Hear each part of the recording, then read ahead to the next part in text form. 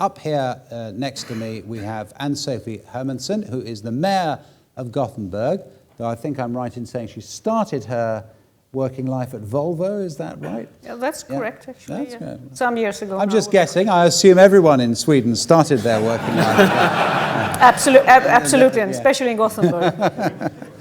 Michael Hurwitz sitting next to me, Director of Transport Innovation at TfL, and Martin Brühl as well, as Project Manager for Interreg, International Automated Transport. And I'm going to get you once again to briefly introduce the subjects you want to talk about, and then we'll widen it and we'll have a reasonable amount of time for a discussion before we close and hand back to Mike Horse. So, Ann-Sophie, kick us off, please. Thank you, and thank you so much for inviting me. I must say that this has been an extremely interesting day, and I must say that I love the transformative dynamics of what is now going on in this field. We all know that big things will happen, but we do not really know where the technological, legal and social development will take us. We are pretty much tracking into uncharted territory here. The theme, connected and autonomous vehicles, is interesting in so many ways. This is not only about innovation, innovative progress within the automotive sector. This is also about modifying the cityscape and creating new types of mobility infrastructure. And from a City Hall point of view, there is already right now a clear logic in starting to adapt long-term city planning to the breakthrough of autonomous vehicles. And Gothenburg is actually heavily involved in this business. We have a very strong automotive cluster where the major actors include Volvo Group, Volvo Cars, SEVT and Zenuity. This cluster is at its forefront of development in autonomous driving. And we are also using the cityscape as a large-scale test arena for new innovations, including in this particular field. So the Drive Me is a pilot, is now kicking off for real. And this seems to be the world's first large-scale, long-term test of autonomous cars. 100 Volvo customers will be involved in testing the new self-driving technology on the roads of Gothenburg. And the families to join the testing are being selected as we speak. The Drive Me pilot also includes pioneering work on automatic parking. Cars will soon be able to park themselves. This creates a lot of new opportunities.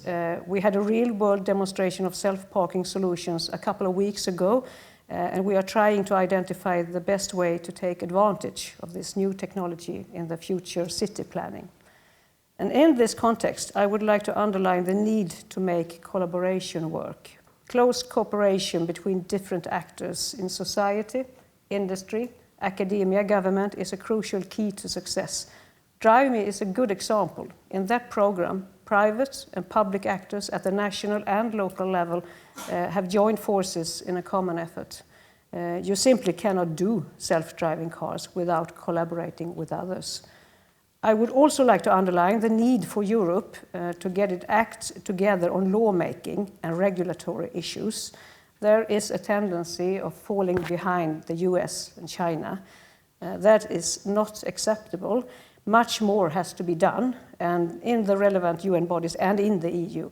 And I am convinced that connected and autonomous driving will do great things for the environment, the cities, and our societies at large. We just have to figure out how and to start planning for change. Thank you. Thank you very much, Martin. I mean, Michael, sorry. Me? Yes. Thank you very much. So I wanted to just to say three things by means of introduction. So, we're in London. I hope you had a pleasant transport experience getting here. When people are late at meetings with us, I feel like we have to apologise. But the fact is, London, it is, as you well know, Europe's only true megacity, and the issues that we have now will be emphasised in the future. It was Graham Hoare earlier referred to the factoid about the population growth in terms of tube trains. I'll give you another London transport factoid. Population is currently growing in London by 2 double-decker London buses a day. By 2030, we expect to add population to London equivalent to the population of Birmingham.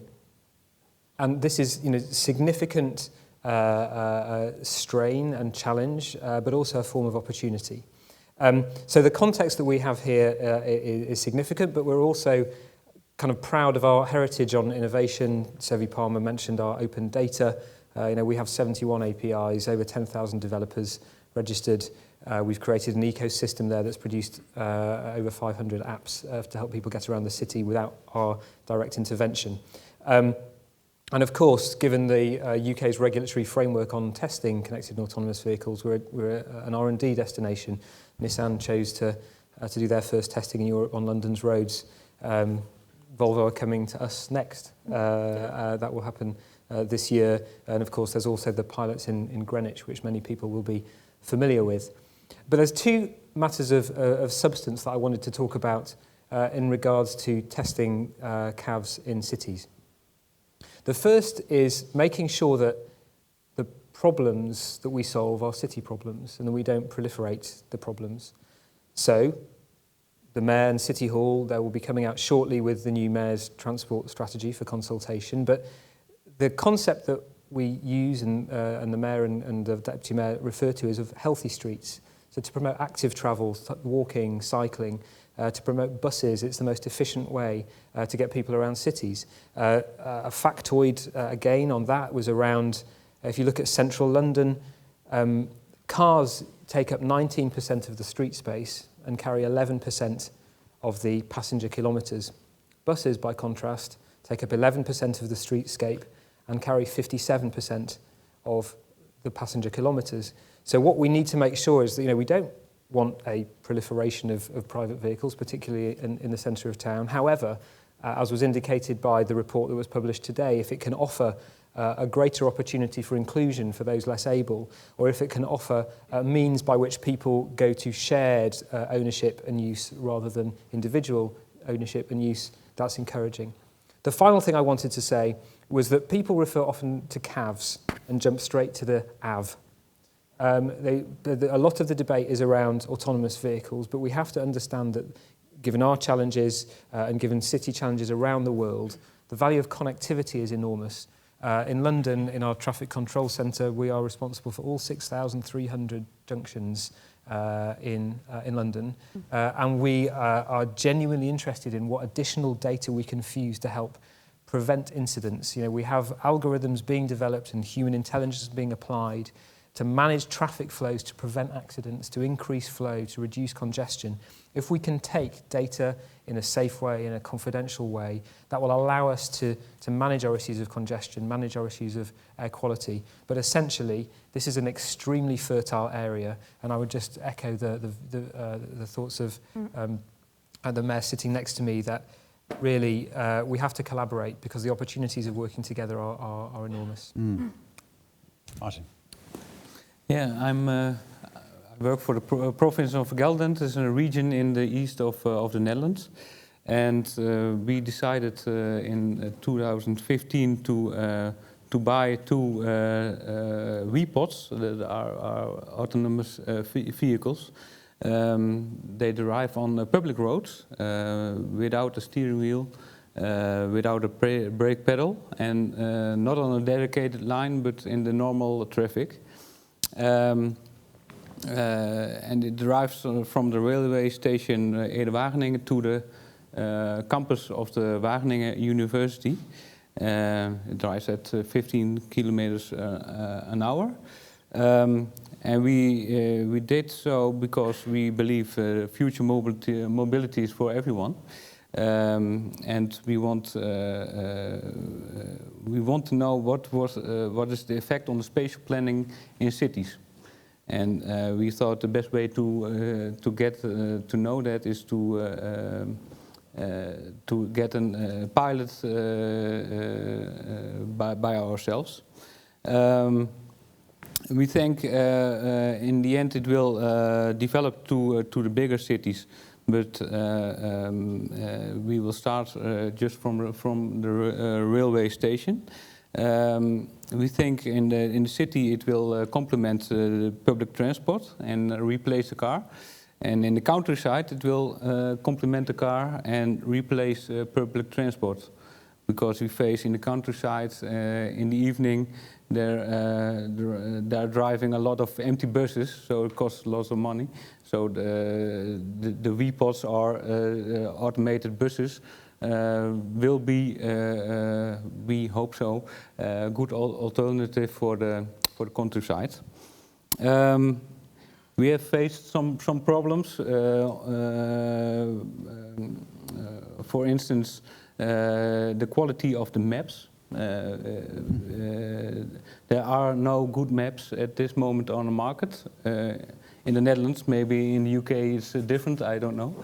But when you have to, when you want to scale it up, you really need to have HD maps on national side and on a European side. So that's a challenge.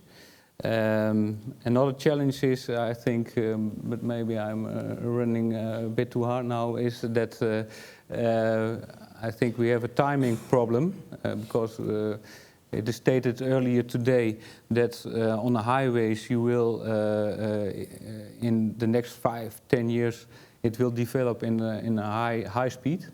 But in the bigger cities, it takes a longer time before you get fully automated transport. So you have an increase of traffic on the highways. It's a presumption. And when you get into the city, you have a problem because you have to steer yourself. So you get a traffic problem maybe in the periods that not in the whole country is automated driving on the same level. Yeah. So, and it may take several decades, 20 years maybe. Oh, that's an interesting one. Okay, well, thank you. Can we sort of, can I ask both of you to put to look ahead, maybe 20 or 30 years. And Sophie, how does Gothenburg change? What do cabs do to the city and to people's lives in the city? Well, 20, 30, but did you say 20, 30 years? Yeah. I think it will happen faster, actually. I worked at Volvo when I was 19 in the middle of the 1980s. And then the car, it was the big problem. Pollution, crowded, everything was difficult with it. Today, and now, if I had known what I know today, that I can say, today is the car. It's a part of the solution for the environment, the mobility, everything that has to do with better life for people. I think that future already actually is here. I would have thought of that as science fiction, actually. So I don't think we have to wait like 30 or 20 or 30 years. I think it will happen faster. But what will happen, I think, that is that the car now will, the electrification will get much better environment. And of course, when you have a car, at least me, when I had one, I took it to work and then I took it home and it was in the garage for 95% of the time.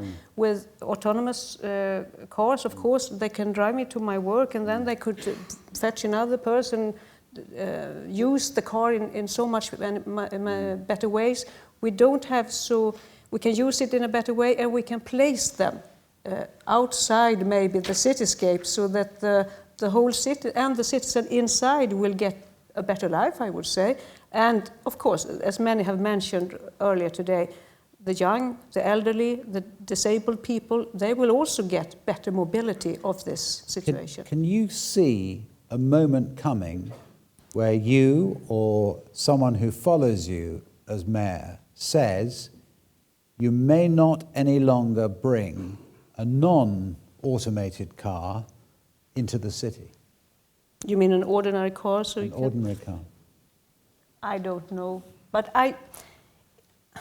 somebody said before, maybe the next generation, some of us have, when we took our driver license when in 1982 or something like that, we really like to drive ourselves as well. So some of us maybe want to do that, and I don't think we have to forbid it. But I think the most people, I mean, when they have the knowledge of what this mobility and autonomous driving can do for them, I think they will choose it. I don't think it will be a problem, actually, if you understand what I mean. I don't think I have to forbid ordinary cars. Michael, same question for London. 30 years. Well, I'll just say I'm not going to get drawn on the politics of cars on Please do. But I wanted to build on one point about in the City of London's size. I think there's an interesting geographical lens about how it may apply. So, crudely, you can summarise London as central London, which is commercial, leisure, commerce, which is just going to need to require absolutely on public transport kind of a feet-first approach to having people move around, make that as pleasant as possible, priority for buses, priority for cycling and walking. Then you have inner London, which is much more mixed use, again, and that will change so that the requirements for density are still pretty high, but that allows you to think maybe you could start to contemplate potentially more demand-responsive services, but fundamentally, retaining that kind of priority of the healthy first approach. But London, then actually, we talk about London, but it's 32 boroughs in the City of London. It's quite diverse. There's actually a number of town centres, and Outer London has a different set of characteristics again, which is still dominated in many areas by private car use. And I think what you'll see there is the sharing options, the better provision of transport, promoting the mode shift wherever it's possible. So I think it will actually vary according to where you are in the cityscape. But fundamentally, if you're talking about the densest areas, I think mass transit will retain a dominant. Yeah. Well, I think you have in the future in the cities. One main question is that if people want to share the vehicle, it was stated earlier today, because if they do, then the traffic will be reduced in the city. If they don't, the traffic will increase. So you get a lot of traffic jams when they don't share the car. So maybe that's a role for a government, a local government, to get regulation on that. You can do it in also all different matters, but I think that's the main question to get the answer what the effect will be of automated vehicles if the people want to share their vehicle or not. What's going to happen to all these cabs? And I'm thinking of sort of level 4 or 5 and maybe some time ahead, but you hear people airily saying we won't need parking anymore, and someone was saying this morning that a huge proportion of the United States is currently a parking lot, and they won't need them anymore. To which I was thinking, well, hang on, where will they go then? Will they just be sort of driving round, which actually in many respects is worse? How do you approach that sort of problem? But I think, of course, we do have to have some parking places still, even in Gothenburg, I would say. But I actually believe that with this self-driving cars, you can, of course, when they had drive you to work or whatever you are, you can have parking places, more outside the cityscape, industrial zones, places so that those areas that you want to keep free from cars. I would say that when you have the flexibility to put the parking places outside, and I would say that's part of the solution actually. But you always think so lots ahead, don't you, when you have the vision? And I would say for some people we still need the parking places, and disabled people and so on. We still have to have some of those. But I think we can reduce it radically from today's point of view, because the way we use our cars today is so really irrational. Actually, they just stand. Lots. Yes, as we were hearing earlier, for a high proportion. I suppose we can see in the future that maybe we can, build parking places outside, so that where when they shall stand still, they can go there. And we don't have to have them in the cityscape. Yeah. Do you have a plan to build parking places? Maybe Hampstead Heath could be a parking place for it. If you want to reveal it now, you could create some news. I don't know how well that would go down. No, but actually, I think that there's a wider point that there's, whether it's an autonomous vehicle or not, whether there's a driver in it or not, the curb is a really important asset strategically. Because actually, what happens on the side of roads, as many people will experience, if someone breaks down on the side of the road, it has huge systemic impacts. If somebody just pulls over and stops, it has huge, potentially significant impacts on safety, on flow. And actually, as you're designing streetscape for the future, it's really important to understand what the what the hierarchy is and what's the desire that you have. There was a really interesting study done by my colleagues a number of years ago, talking about the street types for London. So there's a balance between the place, what function does that part of town serve? So is it a thoroughfare? Is it a destination? Is it a leisure area or a commercial area? Versus, what's the kind of throughput of people and traffic and goods and services it has to accommodate? And actually, that's a really good way of thinking about it. Is what's the balance between the amount of throughput and then the function that's being performed? And I think actually what you do with parking will depend on what you want for the area, and what function it needs to perform. Yes, and obviously the flexibility then comes with this form of technology.